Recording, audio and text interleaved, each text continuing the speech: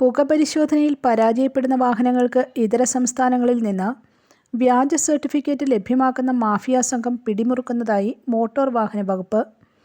വ്യാജ പുകപരിശോധനാ സർട്ടിഫിക്കറ്റ് വിതരണം ചെയ്യുന്ന അന്തർ സംസ്ഥാന മാഫിയയെക്കുറിച്ചുള്ള വിവരങ്ങളാണ് മോട്ടോർ വാഹന വകുപ്പിന് ലഭിച്ചത്. ഇത്തരത്തിൽ എറണാകുളത്ത് നടത്തിയ പരിശോധനയിൽ പരാജയപ്പെട്ട ഇരുചക്ര വാഹനത്തിന് 4 ദിവസത്തിനകം ഉത്തർപ്രദേശിൽ നിന്നും പുകപരിശോധനാ സർട്ടിഫിക്കറ്റ് ലഭിച്ചതായി കണ്ടെത്തി.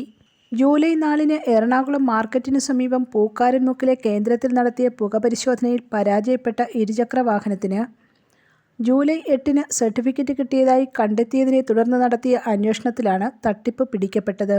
വാഹനത്തിന് പൂക്കാരൻമുക്കിലെ കേന്ദ്രത്തിൽ നിന്നാണ് സർട്ടിഫിക്കറ്റ് കിട്ടിയതെന്നായിരുന്നു ഉടമയുടെ വാദം. എന്നാൽ ഇവിടെ നടത്തിയ പരിശോധനയിൽ വാഹനം പരാജയപ്പെട്ടതായാണ് സർട്ടിഫിക്കറ്റ് നൽകിയതെന്ന് വ്യക്തമായി.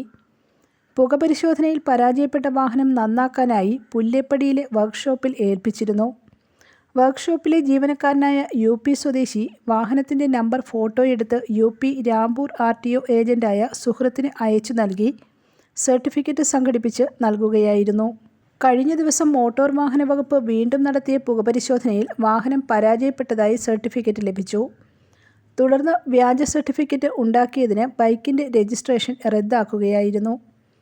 എറണാകുളം RTO ഓഫീസിലെ മോട്ടോർ വെഹിക്കിൾ ഇൻസ്പെക്ടർ AR രാജേഷിൻ്റെ നേതൃത്വത്തിൽ നടത്തിയ അന്വേഷണത്തിലാണ് തട്ടിപ്പ് കണ്ടെത്തിയത്.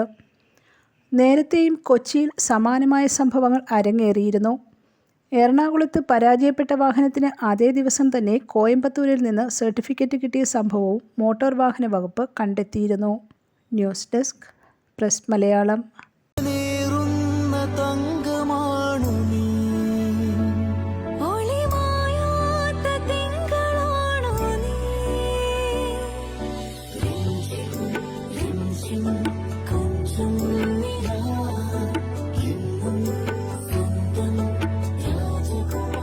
Be a Rajakumari. Rajakumari Gold and Diamonds. The trust of Travancore. Rajakumari.